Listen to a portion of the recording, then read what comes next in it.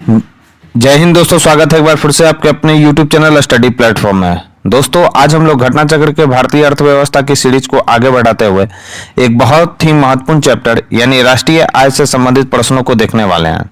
इस वीडियो में मैंने दोस्तों राष्ट्रीय आय से संबंधित अब तक जितने भी सवाल विभिन्न स्टेट पीसीएस तथा आईएएस पीडी में पूछे गए हैं उनको मैंने कवर किया है। तो अभी तक जिन लोगों ने हमारे चैनल को सब्सक्राइब नहीं किया है तो सब्सक्राइब कर ले, बेल आइकन को प्रेस कर ले ताकि नई वीडियो की नोटिफिकेशन आपको समय समय पर मिलती रहे। साथ ही साथ अगर ये वीडियो पसंद आए दोस्तों तो इसे ज्यादा से ज्यादा लाइक करें और अपने दोस्तों के साथ शेयर करें। तो चलिए आज के फर्स्ट क्वेश्चन के साथ इस डिस्कशन को स्टार्ट करते हैं। आज के डिस्कशन का हमारा फर्स्ट सवाल है दोस्तों, पद राष्ट्रीय आय निरूपित करता है। तो दोस्तों आपको ध्यान रखना है कि जो राष्ट्रीय आय है वह बाजार कीमत पर सकल राष्ट्रीय उत्पाद, मूल ह्रास और अप्रत्यक्ष करों को घटाकर तथा सब्सिडी जोड़कर राष्ट्रीय आय को प्राप्त किया जाता है दोस्तों। तो इस क्वेश्चन का राइट आंसर क्या हो जाएगा दोस्तों? तो सी होगा। दोस्तों आज के इस वीडियो में मैंने क्या किया कि केवल क्वेश्चन का जो आंसर है उसी को मैंने डिस्कस किया है, उससे रिलेटेड जो फैक्ट्स दिए जाते हैं उसको मैंने नहीं डिस्कस किया। अगर मुझे लगेगा कि उस फैक्ट्स को इस वीडियो में डिस्कस करना चाहिए तो मैं उस क्वेश्चन पर रुक जाऊंगा और उस क्वेश्चन का जो फैक्ट्स है मतलब एक्सप्लेनेशन जो दिया गया है उस क्वेश्चन का वो मैं डिस्कस कर लूंगा। लेकिन अधिकतर जो क्वेश्चन आज का हमारा रहेगा दोस्तों उसमें मैं केवल आंसर को ही टिक आउट करूंगा, क्योंकि इस वीडियो में लगभग दोस्तों 100 प्लस क्वेश्चन है, इसलिए मैं ऐसी बातें बता रहा हूं आपको, जिसको डिस्कस करना मतलब काफी लंबा वीडियो हो जाएगा दोस्तों।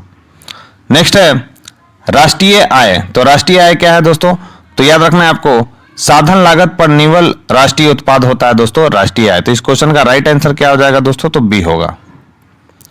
नेक्स्ट क्वेश्चन है दोस्तों, निम्नलिखित में से कौन सी एक सकल घरेलू उत्पाद यानी जीडीपी गणना करने की विधि नहीं है? तो आपको याद रखना है दोस्तों, हासमान लागत विधि है दोस्तों वह जीडीपी की गणना करने की विधि नहीं है, जबकि उत्पादन विधि, आय विधि और व्यय विधि जो है दोस्तों जीडीपी की गणना करने की एक विधि है। तो इस क्वेश्चन का राइट आंसर क्या हो जाएगा? तो बी होगा। नेक्स्ट है कुल राष्ट्रीय उत्पाद यानी एनएनपी एवं सकल राष्ट्रीय उत्पाद है। तो इस क्वेश्चन में स्टार लगा हुआ है दोस्तों, तो अब इसको देख लेते हैं क्यों स्टार दिया गया है। तो एनएनपी यानी नेट नेशनल प्रोडक्ट और सकल राष्ट्रीय उत्पाद यानी ग्रॉस नेशनल प्रोडक्ट के द्वारा राष्ट्रीय उत्पाद का मूल्य मापन किया जाता है, तथापि ये दोनों भिन्न भिन्न होते हैं। जीएनपी किसी देश के नागरिकों द्वारा देश के भीतर या बाहर एक वर्ष में उत्पादित सभी अंतिम वस्तुओं एवं सेवाओं का कुल मूल्य होता है, जिसमें से पूंजी ह्रास यानी डिप्रिसिएशन को घटाने से एनएनपी प्राप्त होता है। अर्थात एनएनपी इक्वल टू कितना होता है दोस्तों? तो जीएनपी माइनस मूल ह्रास यानी डिप्रिसिएशन। अतः विकल्प ए और डी दोनों को सही माना जा सकता है। तो इस क्वेश्चन का जो राइट आंसर क्या हो जाएगा दोस्तों? ए और डी दोनों होगा, यानी राष्ट्रीय उत्पाद का मूल्यमापन और भिन्न भिन्न है दोस्तों। नेक्स्ट है भारत में राष्ट्रीय आय की गणना में एक समस्या है। तो याद रखना दोस्तों, भारत में राष्ट्रीय आय की गणना में एक मुख्य समस्या क्या आती है? तो असंगठित क्षेत्र आता है दोस्तों। तो इसका राइट आंसर क्या हो जाएगा? तो डी। तो एक्सप्लेनेशन है इसका मैं कर दे रहा हूं दोस्तों। तो असंगठित क्षेत्र में काम करने वाले लोगों की आय की गणना करने का कोई भी उपकरण तरीका हमारे पास नहीं है, अतः भारत में राष्ट्रीय आय की गणना में असंगठित क्षेत्र एक समस्या है। नेक्स्ट है कथन और कारण से दोस्तों कथन दिया गया है कि शुद्ध घरेलू उत्पाद इक्वल टू होता है सकल घरेलू उत्पाद प्लस मूल ह्रास। दूसरा कथन है दोस्तों प्रति व्यक्ति आय बराबर होता है शुद्ध घरेलू उत्पाद या राष्ट्र की कुल जनसंख्या। तीसरा कथन है विश्व की अर्थव्यवस्था की तुलना करने हेतु शुद्ध घरेलू उत्पाद सकल घरेलू उत्पाद की अपेक्षा बेहतर मानक है। तो इसका राइट आंसर क्या है दोस्तों? तो इसका राइट आंसर है 2 और 3 सही है केवल, यानी प्रति व्यक्ति जो आय है दोस्तों वह शुद्ध घरेलू उत्पाद या राष्ट्र की कुल जनसंख्या है, और विश्व की अर्थव्यवस्था की तुलना करने हेतु शुद्ध घरेलू उत्पाद सकल घरेलू उत्पाद की अपेक्षा अधिक बेहतर है दोस्तों। तो इस क्वेश्चन का राइट आंसर क्या हो जाएगा दोस्तों? तो सी होगा। नेक्स्ट है किसी भी दी गई अवधि के लिए एक देश की राष्ट्रीय आय। तो किसी भी दी गई अवधि के लिए एक देश की राष्ट्रीय आय क्या होता है दोस्तों? तो उत्पादित अंतिम वस्तु और सेवाओं के मौद्रिक मूल्य के बराबर होती है दोस्तों उस देश की राष्ट्रीय आय। तो इस क्वेश्चन का राइट आंसर क्या हो जाएगा दोस्तों? तो डी होगा। नेक्स्ट क्वेश्चन है एक खुली हुई अर्थव्यवस्था में अर्थव्यवस्था की राष्ट्रीय आय है। तो याद रखना है दोस्तों, एक खुली हुई अर्थव्यवस्था में अर्थव्यवस्था की राष्ट्रीय आय क्या है? तो इसका राइट आंसर है दोस्तों सी, यानी सी का मतलब है दोस्तों वाई इक्वल टू क्या, राष्ट्रीय आय का मतलब क्या, तो सी का मतलब है दोस्तों उपभोग, आई का मतलब है निवेश यानी इन्वेस्ट, जी का मतलब है दोस्तों गवर्नमेंट यानी सरकारी, एक्स का मतलब है दोस्तों क्या, तो एक्स का मतलब है दोस्तों कुल निर्यात और एम का मतलब है दोस्तों कुल आयात। तो इस क्वेश्चन का राइट आंसर क्या हो जाएगा दोस्तों, तो सी होगा। नेक्स्ट, निम्नलिखित में से कौन सा समायोजित सकल आय की परिभाषा के अंतर्गत आता है, तो याद रखना है दोस्तों ब्याज आता है सकल आय की परिभाषा के अंतर्गत। तो इसका पहला क्या हो जाएगा दोस्तों, पहला सही है। लाभांश भी यानी डिविडेंड भी आता है इसके अंतर्गत दोस्तों, और विदेशी मुद्रा लाभ भी आता है दोस्तों, यानी फॉरेक्स गेन भी आता है दोस्तों। फॉरेंसिक जो गेन होता है दोस्तों वो भी इसके अंतर्गत आता है। तो विदेशी मुद्रा लाभ भी जो है दोस्तों सकल आय की परिभाषा के अंतर्गत आता है। तो इस क्वेश्चन का राइट आंसर क्या हो जाएगा, तो सी होगा। नेक्स्ट क्वेश्चन है दोस्तों, यदि एक दी हुई समय अवधि में कीमतें तथा मौद्रिक आय दोनों दुगनी हो जाएं तो वास्तविक आय क्या होगा, तो वास्तविक आय क्या रहेगा दोस्तों, तो अपरिवर्तित रहेगा। तो इस क्वेश्चन का राइट आंसर क्या हो जाएगा, तो सी।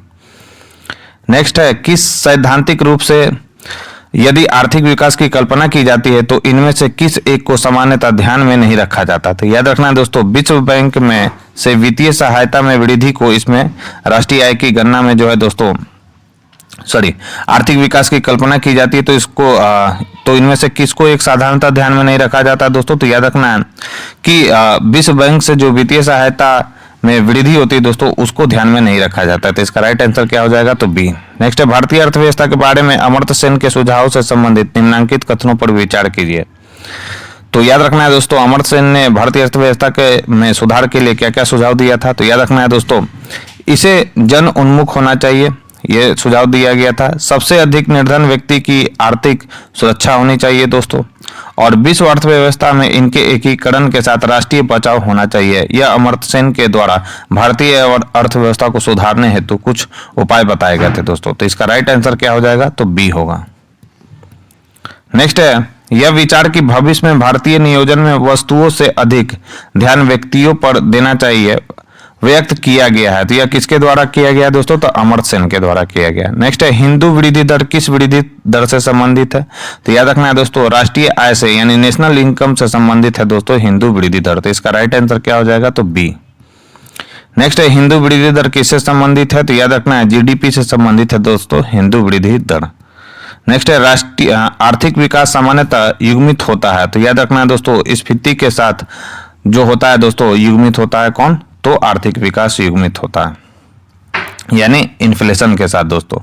नेक्स्ट है, निम्न कारण से जीएनपी यानी सकल राष्ट्रीय उत्पाद में श्रम की भागीदारी कम है। तो याद रखना है दोस्तों कीमतों की तुलना में मजदूरी कम के कारण जो होता है दोस्तों वह सकल राष्ट्रीय उत्पाद में श्रम की भागीदारी कम होता है दोस्तों। तो इसका राइट आंसर क्या हो जाएगा, कीमतों की तुलना में मजदूरी कम है इसलिए ऐसा होता है दोस्तों। नेक्स्ट है, सूची 1 को सूची 2 से मिलान करना है दोस्तों। आर्थिक विकास है, आर्थिक वृद्धि है, संपोषित विकास है और जीवन की गुणवत्ता है। तो इसका राइट आंसर क्या हो जाएगा, तो इसका मैचिंग देख लेते हैं दोस्तों। तो आर्थिक विकास जो है दोस्तों संरचनात्मक परिवर्तन से संबंधित है। आर्थिक वृद्धि जो है दोस्तों सकल घरेलू उत्पाद से संबंधित है। संपोषित विकास जो है दोस्तों पर्यावरण से संबंधित है, और जीवन की गुणवत्ता का क्या हो जाएगा दोस्तों, तो स्वास्थ्य से संबंधित है। नेक्स्ट है, भारतीय अर्थव्यवस्था के संदर्भ में निम्नलिखित कथनों पर विचार कीजिए। तो दिया गया है, सकल घरेलू उत्पाद में विगत एक दशक में 4 गुना वृद्धि हुआ। यह बात बिल्कुल गलत है दोस्तों, 4 गुना वृद्धि नहीं हुआ। सकल घरेलू उत्पाद यानी ग्रॉस डोमेस्टिक प्रोडक्ट में सार्वजनिक क्षेत्र के प्रतिशत अंश में विगत एक दशक में कमी आई है। यह बात बिल्कुल सही है दोस्तों। तो इसका राइट आंसर क्या हो जाएगा, तो केवल बी। नेक्स्ट है, भारतीय अर्थव्यवस्था के संदर्भ में निम्नलिखित युग्मों पर विचार कीजिए। बोल रहा है दोस्तों मेल्ट डाउन स्टॉक कीमतों की गिरावट से संबंधित है। यह बात बिल्कुल सही है। मंदी रिसेशन समृद्धि दर की गिरावट गलत है दोस्तों।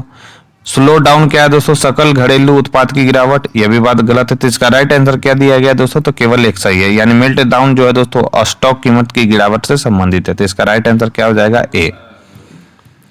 नेक्स्ट है, नीचे 2 वक्तव्य दिए गए कथन और कारण कथन दिया गया है दोस्तों, भारतीय आर्थिक नीति की अंदर और बाहर दोनों ओर से अधिकाधिक आलोचना हो रही है। कारण इसका दिया गया, आलोचना अधिकांशतः आदर्शों के भेदों पर आधारित है। तो इसका रीजन क्या है दोस्तों? तो रीजन है, बिल्कुल बात सही है दोस्तों, भारतीय आर्थिक नीति की अंदर और बाहर दोनों ओर से अधिकाधिक आलोचना हो रही है, सही है। और कारण भी इसका सही है, आलोचना अधिकांशतः आदर्शों के भेदों पर आधारित है दोस्तों। नेक्स्ट है 1991 में नई आर्थिक नीति में अपनाई गई मुख्य रणनीति थी। तो याद रखना है दोस्तों, उपयुक्त सभ्यता यानी एलपीजी, लिबरलाइजेशन, प्राइवेटाइजेशन और ग्लोबलाइजेशन यानी उदारीकरण, निजीकरण और वैश्वीकरण। तो ये तीनों अपनाया गया था दोस्तों 1991 में, जब नई आर्थिक नीति अपनाई गई थी देश में। तो इसका राइट आंसर क्या हो जाएगा? डी। नेक्स्ट है, भारत में आर्थिक उदारीकरण यानी इकोनॉमिक लिबरलाइजेशन शुरू हुआ। तो याद रखना है दोस्तों, औद्योगिक लाइसेंस नीति में वास्तविक बदलाव के साथ जो है दोस्तों यह शुरू हुआ था उदारीकरण। तो इसका राइट आंसर क्या होगा? तो ए होगा। नेक्स्ट है, भारत की व्यावसायिक संरचना के वर्षों के बाद भी लगभग वैसा ही बने रहने का क्या कारण है? तो याद रखना है दोस्तों, क्यों बना हुआ है वैसे ही स्थिति? तो इसका राइट आंसर है दोस्तों, आर्थिक विकास के लिए कृषि से उद्योग की दिशा में अंतरण के महत्व की जनता को अधिकतर जानकारी नहीं है दोस्तों। तो इसका राइट आंसर क्या हो जाएगा दोस्तों? तो इसका राइट आंसर हो जाएगा डी। नेक्स्ट है, भारत में अपनाई गई आर्थिक नीति के दो घटकों स्थिरीकरण और संरचनात्मक समायोजन के विषय में निम्नलिखित में से कौन सा कथन सही है? तो याद रखना दोस्तों, इसमें से कौन सा कथन सही है? तो इसमें से आपको याद रखना है कौन सा कथन सही है। तो संरचनात्मक समायोजन क्रमिक बहुपद प्रक्रम है, जबकि स्थिरीकरण त्वरित अनुकूलन प्रक्रम है। तो इसका राइट आंसर क्या हो जाएगा दोस्तों? तो बी होगा। नेक्स्ट है, भारतीय अर्थव्यवस्था के उदारीकरण का अग्रदूत किसको कहा जाता है? तो डॉक्टर मनमोहन सिंह को जो है दोस्तों भारतीय अर्थव्यवस्था के उदारीकरण का अग्रदूत कहा जाता है। तो इसका राइट आंसर क्या हो जाएगा दोस्तों? तो ए।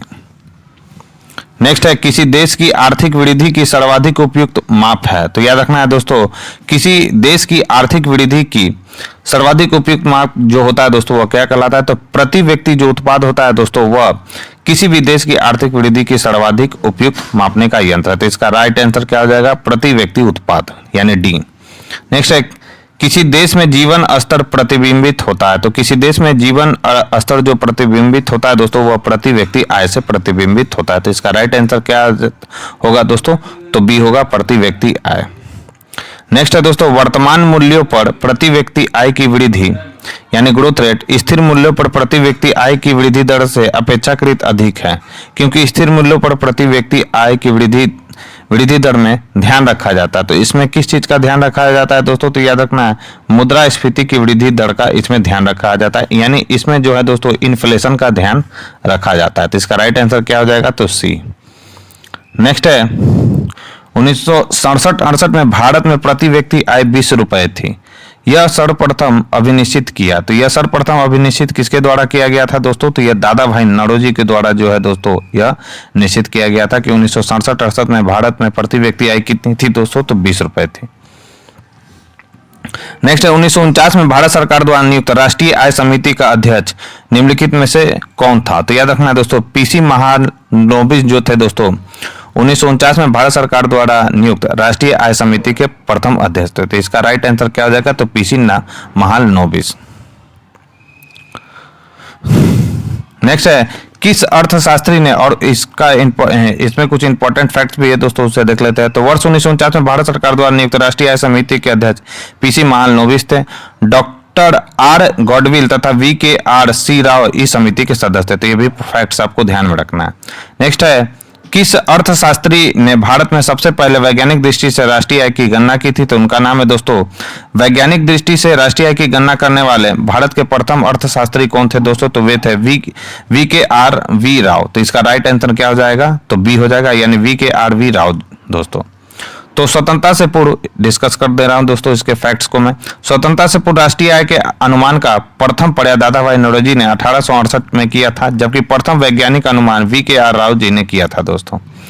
नेक्स्ट, बीते हुए 90 के दशक में सकल राष्ट्रीय उत्पाद की अधिकतम वृद्धि दर किस वर्ष में थी? तो इसमें स्टार लगा हुआ है दोस्तों। अब तो बढ़ भी रहा है, तो इसलिए इस क्वेश्चन को मैं स्किप कर रहा हूं। नेक्स्ट है, भारतीय अर्थव्यवस्था ने किस वर्ष में सर्वाधिक समृद्धि दर प्राप्त की है?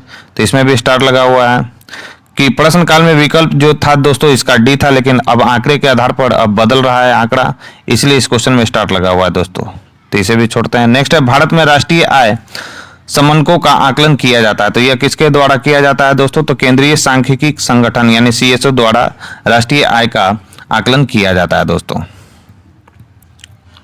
नेक्स्ट है, भारत में राष्ट्रीय आय का आंकड़ा यानी डेटा निम्नलिखित में से कौन सा कार्यालय या संस्था जारी करता है? तो इसका राइट आंसर क्या हो जाएगा दोस्तों? तो इसका राइट आंसर दिया गया है ई, यानी इसका राइट आंसर हो जाएगा दोस्तों NSO कलेक्ट करता है, इसलिए इस क्वेश्चन का राइट आंसर क्या हो जाएगा? ई। तो यहाँ पर दिया गया है, यहाँ पर एक फैक्ट दिया गया है दोस्तों कि वर्तमान में CSO तथा NSO को मिलाकर राष्ट्रीय सांख्यिकी कार्यालय NSO का गठन किया गया है, यानी राष्ट्रीय आय की गणना अब NSO के द्वारा की जाती है दोस्तों, इसलिए इन दोनों को कंबाइन कर दिया गया है ए और सी को, इसलिए इस क्वेश्चन का राइट आंसर क्या दिया गया है? ई दिया गया। नेक्स्ट है, भारत में राष्ट्रीय आय का प्राकलन किया जाता है, तो किसके द्वारा किया जाता है दोस्तों? तो केंद्रीय सांख्यिकी संगठन द्वारा किया जाता है, यानी NSO के द्वारा किया जाता है। नेक्स्ट है, भारत की राष्ट्रीय आय कौन अनुमानित करता है? तो कौन अनुमानित करता है दोस्तों? तो केंद्रीय सांख्यिकी संगठन यानी NSO इसे जो है दोस्तों अनुमानित करता है, तो इसका राइट आंसर क्या हो जाएगा? डी। नेक्स्ट है, भारत में राष्ट्रीय आय की गणना निम्नलिखित में से किसके द्वारा की जाती है? तो केंद्रीय सांख्यिकी संगठन के द्वारा की जाती है, सेमी क्वेश्चन है। नेक्स्ट है, भारत में पूंजी निर्माण के आंकड़े एकत्रित करने का काम कौन करता है? तो यह पूंजी निर्माण के आंकड़े एकत्रित करने का काम कौन करता है दोस्तों? तो ये करता है दोस्तों RBI यानी भारतीय रिजर्व बैंक और केंद्रीय सांख्यिकी संगठन यानी NSO और RBI दोनों मिलकर यह काम करते हैं दोस्तों, तो इसका राइट आंसर हो जाएगा RBI प्लस NSO। नेक्स्ट है, केंद्रीय सांख्यिकी संगठन द्वारा फरवरी 1999 में जारी की गई नई GDP श्रृंखला निम्नलिखित में से किस एक वर्ष की आधार कीमत के संदर्भ में है? तो वो आधार वर्ष है दोस्तों 1993-94। वर्तमान में अगर बात करें दोस्तों कि राष्ट्रीय आय मापन है तो कौन सा आधार वर्ष है? तो याद रखना है 2011-12 जो है दोस्तों आधार वर्ष है राष्ट्रीय आय मापने के लिए। नेक्स्ट है, भारत में हाल ही में राष्ट्रीय आय के माप में क्या बड़ा परिवर्तन किया गया? तो याद रखना है दोस्तों हाल ही में भारत में राष्ट्रीय आय के माप में क्या बड़ा परिवर्तन किया गया है? तो आधार वर्ष व गणना विधि दोनों में बदलाव किया जा चुका है दोस्तों।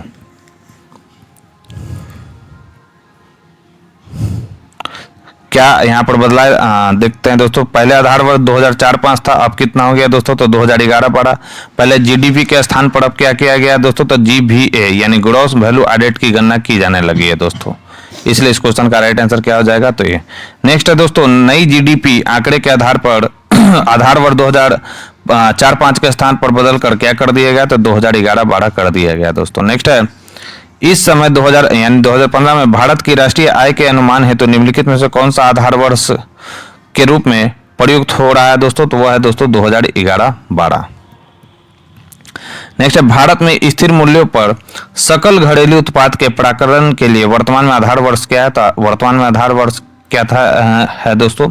तो जिस समय ये क्वेश्चन पूछा गया यानी 2009 में पूछा गया दोस्तों, तो उस समय जो आधार वर्ष था दोस्तों वो क्या था? 1999 से 2000। अब कितना है दोस्तों आधार वर्ष? तो 2011-12 जो है दोस्तों इसका आधार वर्ष है, तो याद रखना है आपको। नेक्स्ट है, भारत में राष्ट्रीय आय के मापने का निम्नलिखित में से कौन सा आधार वर्ष है?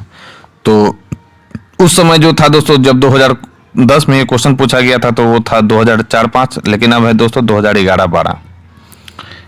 नेक्स्ट है, भारत का आर्थिक सर्वेक्षण प्रत्येक वर्ष सरकारी तौर पर प्रकाशित किया जाता है, तो याद रखना है दोस्तों भारत सरकार के वित्त मंत्रालय द्वारा जो है दोस्तों भारत का जो आर्थिक सर्वेक्षण है प्रत्येक वर्ष प्रकाशित किया जाता है, और यह बहुत ही ज्यादा महत्वपूर्ण सवाल है जिसे आपको ध्यान में रखना है दोस्तों। यहाँ इंपॉर्टेंट फैक्ट देखते हैं दोस्तों। तो भारत के आर्थिक सर्वेक्षण का प्रत्येक वर्ष सरकारी तौर पर प्रकाशन भारत सरकार के वित्त मंत्रालय के आर्थिक विभाग द्वारा किया जाता है। आर्थिक सर्वेक्षण में अर्थव्यवस्था की नीतिगत समीक्षा प्रस्तुत की जाती है।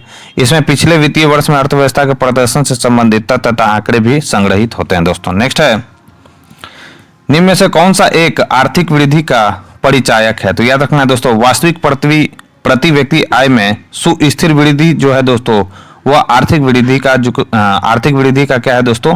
परिचायक है। तो इस क्वेश्चन का राइट आंसर क्या हो जाएगा? तो बी होगा।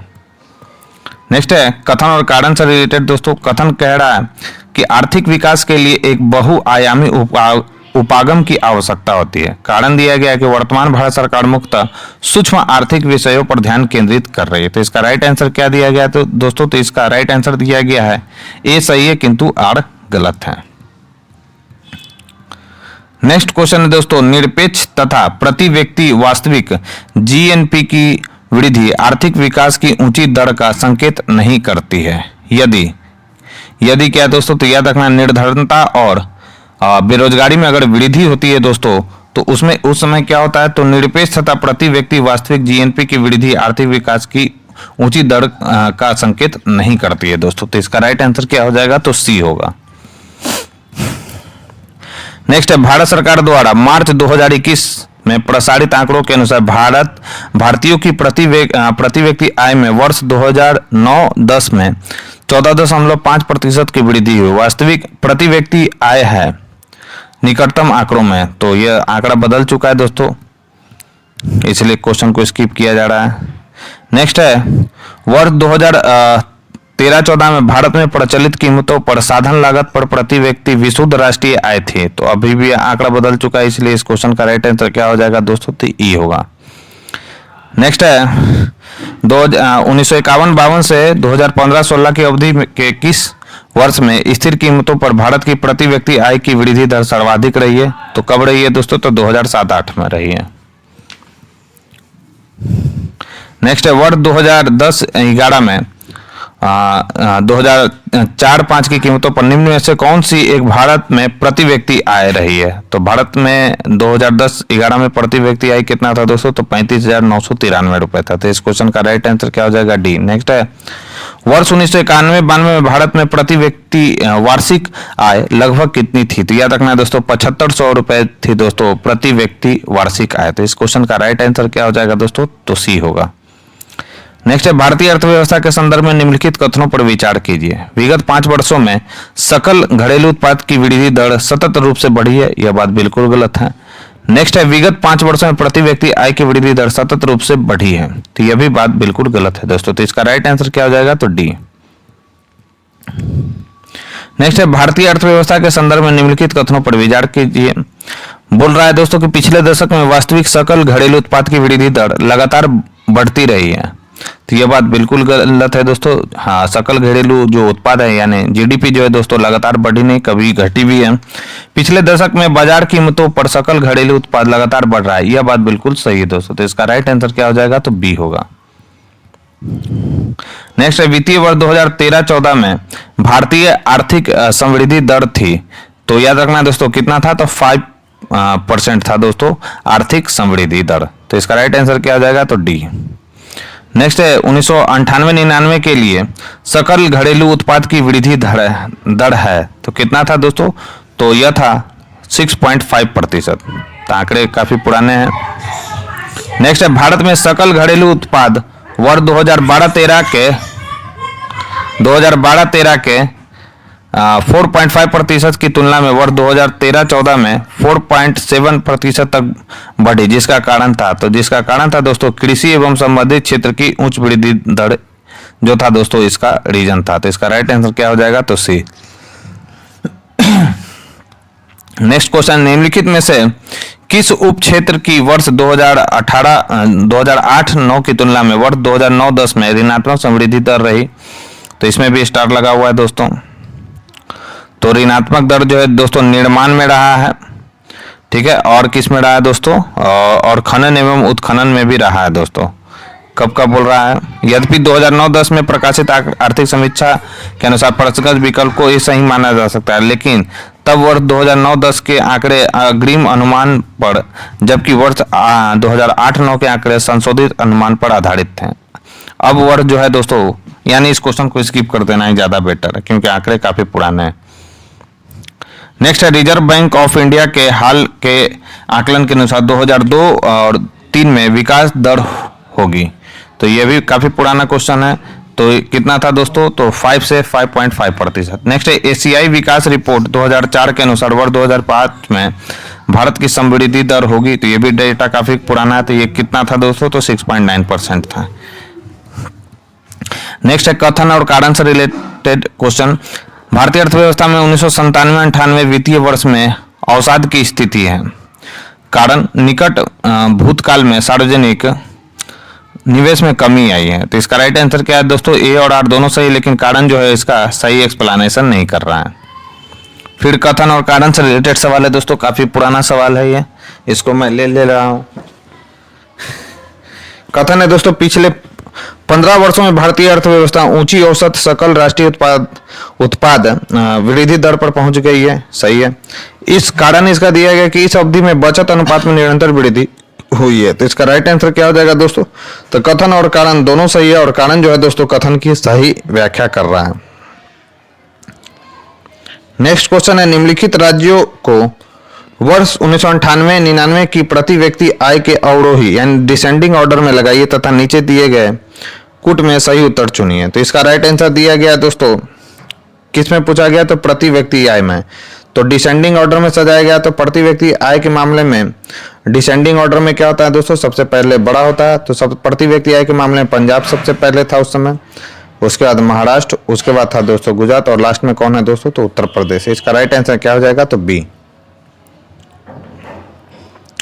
नेक्स्ट है दोस्तों, वर्ष 2017-18 के दौरान बिहार में तृतीय क्षेत्र की विकास दर थी। तो याद रखना है दोस्तों, तृतीय क्षेत्र का विकास दर कितना था? तो 14 कितना था दोस्तों? तो 14.6% था तृतीय क्षेत्र का विकास दर 2017-18 में। तो इस क्वेश्चन का राइट आंसर क्या हो जाएगा? तो बी। नेक्स्ट है, वर्ष 2017-18 में मौजूदा कीमतों पर बिहार राज्य का सकल राज्य घरेलू उत्पाद यानी ग्रॉस स्टेट डोमेस्टिक प्रोडक्ट था। तो कितना था दोस्तों? तो याद रखना है 4,87,628 करोड़। तो इसका राइट आंसर क्या हो जाएगा? तो ए। नेक्स्ट है, निम्नलिखित राज्यों पर विचार कीजिए। गुजरात, कर्नाटक, महाराष्ट्र, तमिलनाडु। इन राज्यों का उनके प्रति व्यक्ति निवल राज्य घरेलू उत्पाद यानी per capita net state domestic product के संदर्भ में अवरोही क्रम में सजाना है दोस्तों। तो अवरोही क्रम में यानी डिसेंडिंग ऑर्डर में सजाना है। तो सबसे पहले हो जाएगा दोस्तों महाराष्ट्र, उसके बाद हो जाएगा दोस्तों गुजरात, उसके बाद हो जाएगा कर्नाटक, और लास्ट में हमारा क्या हो जाएगा दोस्तों? तो कर्नाटक। तो इस क्वेश्चन का राइट आंसर क्या हो जाएगा? तो डी होगा। नेक्स्ट है दोस्तों, किस राज्य की प्रति व्यक्ति वार्षिक आय न्यूनतम आंकी गई है? तो प्रति व्यक्ति आय के मामले में न्यूनतम किसकी आंकी गई है दोस्तों? तो वह है दोस्तों उड़ीसा। तो उस समय का डेटा है दोस्तों, अभी वर्तमान समय में चेंज कर गया है। नेक्स्ट है, मार्च 2011 में भारत सरकार द्वारा प्रसारित आंकड़ों के अनुसार किस राज्य या संघीय क्षेत्र में प्रति व्यक्ति आय 2009-10 के दौरान अधिकतम थी? तो वह राज्य था दोस्तों गोवा। गोवा की जो प्रति व्यक्ति आय थी दोस्तों 2009-10 में वो अधिकतम थी। नेक्स्ट है, निम्न में से किस राज्य में औसत प्रति व्यक्ति आय सर्वाधिक है? तो वह राज्य है दोस्तों कौन सा? तो पंजाब। 1994 का है दोस्तों, अब डाटा बदल चुका है। नेक्स्ट है, निम्नांकित में से किस राज्य में औसत प्रति व्यक्ति आय सर्वाधिक है? तो वह राज्य है कौन सा है दोस्तों? उस समय जब पूछा गया था तो उस समय था दोस्तों हरियाणा।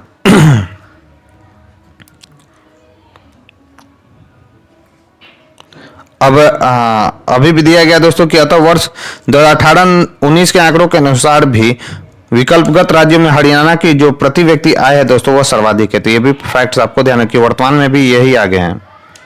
नेक्स्ट, निम्नलिखित राज्यों में से किसकी 2010-11 में सकल राज्य घरेलू उत्पाद में वृद्धि रही है? तो कौन सा है दोस्तों? तो वह है बिहार। सकल राज्य घरेलू उत्पाद में इसका जो है दोस्तों वृद्धि रही है दोस्तों 2010-11 में। नेक्स्ट है, कथन और कारण से रिलेटेड। भारत में पिछले 10 वर्षों में आर्थिक विकास लगभग स्थिर रहा है। कारण इसका दिया गया, खाद्यान्न का उत्पादन भी पिछले कई वर्षों से बढ़ा नहीं है। तो देख लेते हैं, स्टार लगा हुआ है दोस्तों, क्यों लगा हुआ है? तो भारतीय अर्थव्यवस्था में ने 90 के दशक के पूर्वार्ध यानी 96-97 तक प्रभावशाली वृद्धि प्रदर्शित की है। यद्यपि कि इस दशक के अंतिम वर्षों में अर्थव्यवस्था की विकास दर में कुछ कमी भी परिलक्षित हुई थी। इसी प्रकार खाद्यान्न उत्पादन जो वर्ष 1990-91 में 176.4 मिलियन टन था, वह 2001-2 में बढ़कर 212.9 मिलियन टन हो गया। अतः उपर्युक्त कथन एवं कारण दोनों असत्य हैं। वर्तमान 2010-20 में तथा विगत वर्ष 2000 और 2010 के संदर्भ में भी कथन और कारण दोनों सही नहीं है, क्योंकि इस अवधि में जीडीपी वृद्धि दर घटती बढ़ती रही, जबकि खाद्यान्न का उत्पादन लगभग लगातार बढ़ ही रहा है और गिरावट भी दर्ज की गई है। फिर है कथन कारण से रिलेटेड, यद्यपि 1947 के बाद की अवधि में भारत की राष्ट्रीय आय कई गुना बढ़ गई है, परंतु प्रति व्यक्ति आय स्तर में कोई सुदृढ़ सुधार नहीं हुआ है। कारण दिया गया है कि भारत की जनता का काफी बड़ा भाग अब भी गरीबी की रेखा के नीचे जी रहा है दोस्तों। तो इसका राइट आंसर क्या है? तो इसका राइट आंसर है दोस्तों ए गलत है, जबकि आर सही है। नेक्स्ट क्वेश्चन है दोस्तों, भारत में ग्रामीण आय प्रायः नगरीय आय से कम है, इसके लिए निम्नलिखित में से कौन से कारण जिम्मेदार है? पहला है, किसान बहुत बड़ी संख्या में निरक्षर हैं और वैज्ञानिक कृषि के बारे में उनका ज्ञान नगण्य है, यह बात बिल्कुल सही है। दूसरा, विनिर्मित उत्पादों की तुलना में प्राथमिक उत्पादों का मूल्य कम होता है, यह भी बात सही है दोस्तों। और तीसरा, उद्योगों में निवेश की तुलना में कृषि में निवेश कम हुआ है, तो इसका राइट आंसर क्या हो जाएगा? यह भी बात सही है। तो इसका राइट आंसर है दोस्तों 1, 2 और जो 3 है दोस्तों, वह तीनों जो है बिल्कुल सही है। तो इसका राइट आंसर क्या होगा? तो ए होगा। नेक्स्ट है, भारत में बचत और पूंजी निर्माण की ऊंची दर होते हुए भी समृद्धि दर कम होने का कारण है। तो समृद्धि दर कम होने का कारण क्या है दोस्तों? जबकि बचत और पूंजी निर्माण की ऊंची भी दर है, लेकिन फिर भी समृद्धि दर कम क्यों है? तो इसका रीजन है दोस्तों ऊंची पूंजी उत्पाद अनुपात जो है दोस्तों, यह जो है दोस्तों इसी के कारण क्या होता है, समृद्धि दर हमारा कम है। जबकि भारत में बचत भी और पूंजी निर्माण की ऊंची दर भी है, लेकिन समृद्धि हमारे यहाँ दर जो है दोस्तों कम क्यों है? कि ऊंची पूंजी डिवाइड बाई ऊंची पूंजी या उत्पाद अनुपात जो है दोस्तों उसके कम होने के कारण समृद्धि दर कम है दोस्तों। नेक्स्ट है, उच्च बचत वाली अर्थव्यवस्था होते हुए भी किस कारण पूंजी निर्माण महत्वपूर्ण उत्पादन वृद्धि में परिणामित नहीं हो पाता है? तो इसका राइट आंसर है दोस्तों उच्च पूंजी और उत्पाद अनुपात जो है दोस्तों, इसका राइट आंसर है। नेक्स्ट है, निम्नलिखित में से कौन से मुख्य कारणों से भारत में प्रति व्यक्ति आय में वृद्धि की दर धीमी है? तो इसका राइट आंसर क्या है दोस्तों? तो उच्च पूंजी उत्पाद अनुपात पहला रीजन है, और जनसंख्या वृद्धि की ऊंची दर, इन दोनों के कारण जो है दोस्तों भारत में प्रति व्यक्ति आय में वृद्धि दर धीमी है। जबकि इसमें 3 और 4 बिल्कुल गलत है, यानी पूंजी निर्माण की ऊंची दर भारत में है दोस्तों, वित्तीय घाटे का ऊंचा स्तर यह भारत में नहीं है दोस्तों। नेक्स्ट है, उत्तर प्रदेश में प्रति व्यक्ति आय की निम्नता के कारणों के बारे में निम्न कथनों पर विचार कीजिए। तेजी से बढ़ती जनसंख्या, साहसीपन का अभाव, अपर्याप्त अधोसंरचनात्मक सुविधा, और चौथा है दोस्तों कृषि का आधुनिकीकरण। तो इसका राइट आंसर है दोस्तों तेजी से बढ़ती जनसंख्या, इसका एक राइट आंसर है, यानी 1 सही है। साहसीपन का अभाव भी है दोस्तों, और पर्याप्त अधोसंरचना की सुविधा जो है दोस्तों यह भी बात बिल्कुल सही है। और कृषि का जो आधुनिकीकरण है दोस्तों, यह बात बिल्कुल गलत है। तो इसका राइट आंसर क्या हो जाएगा? तो डी हो जाएगा, यानी 1, 2, 3 सही है केवल। नेक्स्ट है, एक देश में आर्थिक समृद्धि अनिवार्य रूप से होगी यदि, आर्थिक समृद्धि कब होगी दोस्तों? तो एक में पूंजी निर्माण होता होगा, वहां पर अगर उस देश में जो है दोस्तों पूंजी निर्माण होता होगा दोस्तों, तो वहां पर आर्थिक समृद्धि जो है दोस्तों अनिवार्य रूप से होगी। तो इसका राइट आंसर क्या हो जाएगा? तो सी। नेक्स्ट है, भारत में निकट भविष्य में 8% या अधिक आर्थिक वृद्धि दर प्राप्त करने में सर्वाधिक सहयोग किस तत्व से मिल सकता है? तो वह सहयोग मिल सकता है दोस्तों, किससे मिल सकता है? एक मिनट, सॉरी। तो दोस्तों वह सहयोग मिल सकता है सभी अवरुद्ध या रुके हुए उत्पादक प्रोजेक्टों का क्रियान्वयन किया जाए, इससे जो है दोस्तों हमें तीव्र वृद्धि मिल सकती है। तो इसका राइट आंसर क्या हो जाएगा? तो सी। नेक्स्ट, निम्नलिखित में से कौन सा लक्षण भारतीय अर्थव्यवस्था का नहीं है? तो याद रखना है दोस्तों, भारत में जो है दोस्तों प्राकृतिक संसाधनों की कमी है, यह भारतीय अर्थव्यवस्था का लक्षण नहीं है दोस्तों। तो इसका राइट आंसर जो है वो का डी है। भारत में प्राकृतिक संसाधनों की कमी नहीं है दोस्तों, बल्कि प्रचुरता यहाँ पर पाई जाती है। तो इसका राइट आंसर क्या हो जाएगा? डी। नेक्स्ट, निम्न कारणों में से कौन भारत के प्रति व्यक्ति वास्तविक आय यानी पर कैपिटा इनकम में धीमी बढ़त के लिए मुख्य रूप से उत्तरदायी रहा है? तो वह कौन है दोस्तों? तो सब रहा है, यानी जनसंख्या में तेज बढ़त, मूल्यों में भारी बढ़त, कृषि तथा औद्योगिक क्षेत्रों के विकास में धीमी गति, बिल्कुल सही है, विदेशी विनिमय की अनुपलब्धता। तो इसका राइट आंसर क्या हो जाएगा दोस्तों? तो डी होगा। नेक्स्ट है दशक 2001-10 में भारत के सकल घरेलू बचत की उच्चतम दर प्राप्त हुई थी वर्ष, तो कब हुई थी दोस्तों? तो 2007-8 में प्राप्त हुई थी। नेक्स्ट क्वेश्चन है भारतीय अर्थव्यवस्था के लिए घरेलू बचत की औसत दर वर्तमान किस परास में आकलित की गई है? तो वह परास है दोस्तों 20 से 25%। इसका राइट आंसर क्या हो जाएगा? बी। नेक्स्ट है वर्ष 2012-13 में भारत की सकल घरेलू बचत दर थी, तो भारत की सकल घरेलू बचत दर इनमें से कोई नहीं दिया गया है दोस्तों, यानी इसका राइट आंसर क्या हो जाएगा? तो ई होगा। नेक्स्ट है वर्तमान यानी 2006-7 में भारत में बचत अनुपात है, तो भारत में बचत अनुपात कितना है दोस्तों उस समय था? तो याद रखना जीडीपी के 32% के ऊपर था। तो इसका राइट आंसर क्या हो जाएगा? डी। नेक्स्ट है भारत में निम्नलिखित क्षेत्रों में से कौन एक क्षेत्र बचत में सर्वाधिक योगदान करता है? तो वह है दोस्तों घरेलू जो क्षेत्र है दोस्तों वह बचत क्षेत्र में सर्वाधिक योगदान करता है। तो इसका राइट आंसर क्या हो जाएगा? तो सी। नेक्स्ट है भारत में बचत में भागीदार के संदर्भ में पिछले 4 वर्षों के आधार पर निम्नलिखित में से कौन सा कथन सही है? तो इसका राइट आंसर है दोस्तों कॉर्पोरेट क्षेत्र की बचत में भागीदारी बढ़ी है। तो इसका राइट आंसर क्या हो जाएगा? तो सी। नेक्स्ट है निम्नलिखित में से किस एक का भारत में घरेलू बचत में सर्वाधिक हिस्सा है? तो उसका नाम है दोस्तों भौतिक परिसंपत्तियों का भारत के घरेलू बचत में सर्वाधिक योगदान है दोस्तों भौतिक परिसंपत्तियों का। तो इसका राइट आंसर हो जाएगा सी। नेक्स्ट है भारत में निम्नलिखित 4 प्रमुख क्षेत्रों से बचत का उद्भव होता है, कौन कौन सा है दोस्तों? तो आपको अवरोही क्रम में सजाना है कि सबसे ज्यादा बचत कहाँ से आता है। तो सबसे ज्यादा बचत आ रहा है दोस्तों कहाँ से? तो 1 2 3 4 ये सजा ही हुआ है दोस्तों अवरोही क्रम में। तो सबसे ज्यादा होता है गृह से, उसके बाद निजी निगम क्षेत्र से, उसके बाद सार्वजनिक निगम एवं अन्य लोक उपकरण से, और चौथा है दोस्तों सरकार से। तो इसका राइट आंसर हो जाएगा 1 2 3 4। नेक्स्ट है तो दोस्तों ये था हमारा आज का डिस्कशन। इस डिस्कशन में बस आज इतना ही। यह डिस्कशन आपको कैसा लगा मुझे कमेंट बॉक्स में लिखकर जरूर बताएं। साथ ही साथ अगर ये वीडियो आपको पसंद आए दोस्तों तो इसे ज़्यादा से ज़्यादा लाइक करें और अपने दोस्तों के साथ शेयर करें। अगर कोई स्टूडेंट हमारे चैनल पर पहली बार आए तो चैनल को सब्सक्राइब कर ले, बेल आइकन को प्रेस कर ले ताकि नई वीडियो की नोटिफिकेशन आपको समय समय पर मिलती रहे। तो आज के लिए बस इतना ही दोस्तों, मिलते हैं अपने नेक्स्ट वीडियो में। तब तक के लिए बने रहे हमारे यूट्यूब चैनल के साथ। Thank you.